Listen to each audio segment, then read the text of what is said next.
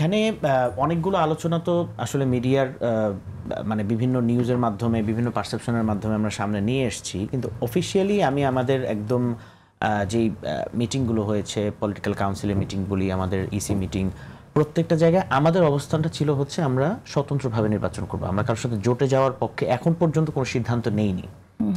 এবং কিছু রিজার্ভেশন আমাদের ছিল যে এমন কারোর সাথে আমরা জোটে যাব না যাদের সাথে জোট করলে আমাদের ইতিহাসের দায় নিতে হয়, সে ধরনের একটা প্রসঙ্গ ছিল।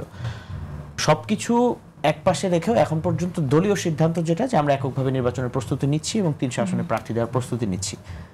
এবং আরেকটা প্রসঙ্গ যেটা এসেছে যে আমরা কি মানে বার্গেনিং এর জন্য চাপ সৃষ্টি করার জন্য এই ধরনের পেছানো বা স্থিতিশীলতার অজুহাতটা নিয়ে আসছি কিনা। দেখেন, এখানে স্থিতিশীলতার বিষয়টা যেভাবে নাহিদ ইসলাম আমাদের আহ্বায়ক যেভাবে বলেছেন যে বিদ্যমান রাজনৈতিক পরিস্থিতি বিবেচনায় তফসিল ঘোষণা করার কথা তিনি জানিয়েছেন, যে রাজনৈতিক পরিস্থিতিটা বিবেচনা করে তারপরে দেখতে হবে, এটা পেছানোর সাথে আসলে ওইভাবে প্রাসঙ্গিক না।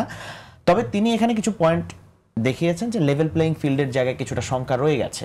আমরা দেখেছি যে বিভিন্ন রাজনৈতিক দলের নেতারা, একদম সিনিয়র নেতৃবৃন্দ, কিছুদিন আগে এটিএম আজহারুল ইসলাম সাহেব বললেন যে ভোট কেন্দ্রে যদি কেউ মানে ভোট রিগিং করছে বা এই ধরনের কোনো কিছুতে, তাহলে হাত নিয়ে যাতে ফিরতে না পারে। দেখেন, এখানে ভোট রিগিং করলে সেটার পক্ষপাতিত্ব করার তো সুযোগ নাই, কিন্তু আপনি এখানে যে তথ্য সন্ত্রাস হবে না সেটার নিশ্চয়তা কিভাবে দেবেন? আমরা ডাকসুতে দেখেছি যে ছাত্রদলের যে আবিদ ছিল তাকে একদম সকালবেলা প্রথমেই মানে ভিলিফাই করে ফেলা হয় যে ও এখানে এমন কিছু কাজ করেছে যেটা আসলে নির্বাচন বিরোধী বা ইয়ার সাথে যায় না। তো এই ধরনের অনলাইনে এইসব ঘটনা যে ঘটবে না, মানে আগে থেকে এই ধরনের তথ্য সন্ত্রাস যে করা হবে না, সেই নিশ্চয়তা আপনি কিভাবে দিবেন? আমরা সম্প্রতি আরেকটা ঘটনাও দেখলাম যে বিএনপি জামাতের পাবনা 4 আসনের যেই আবু তালেব মন্ডল, সম্ভবত সেখানকার যে ইয়ে ছিল ক্যান্ডিডেট, জামাতের ক্যান্ডিডেট, তিনি তাদের উভয় পক্ষের সংঘর্ষের পরে তিনি দায়টা চাপিয়ে দিলেন বিএনপির উপর।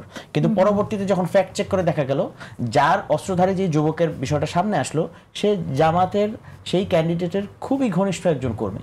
তো এই যে তথ্য সন্ত্রাসগুলো হচ্ছে, এই যে ফ্রেমিং গুলো করা হচ্ছে, তো এই ফ্রেমিং এর মাধ্যমে আপনি ভোটের দিন সকালেই আবারও ওই যে ডাকসুর রিপিটেশন করবেন না, আবারও এই যে অনলাইনে যে তথ্য সন্ত্রাসটা আমরা দীর্ঘদিন ধরে মানে গত কয়েক মাস যাবত দেখে আসছি যে একটা পক্ষ বারবার মানে কোনো ধরনের মানে বাউন্ডারি তারা মানছে না, একদম যাচ্ছে তাই ভাবে সবগুলো পক্ষকে আক্রমণ করে যাচ্ছে।